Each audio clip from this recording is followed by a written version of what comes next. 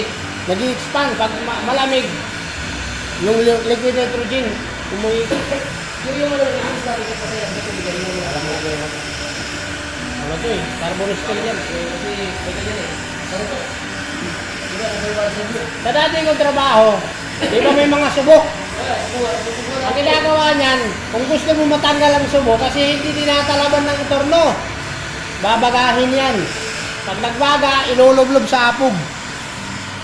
Lalambot ko yan. Lalambot.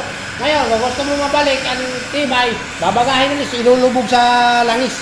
Tinatawag nilang hardening.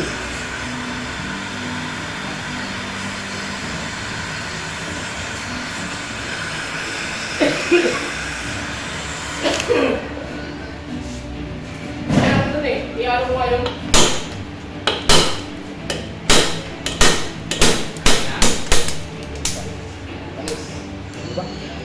o, tingnan mo.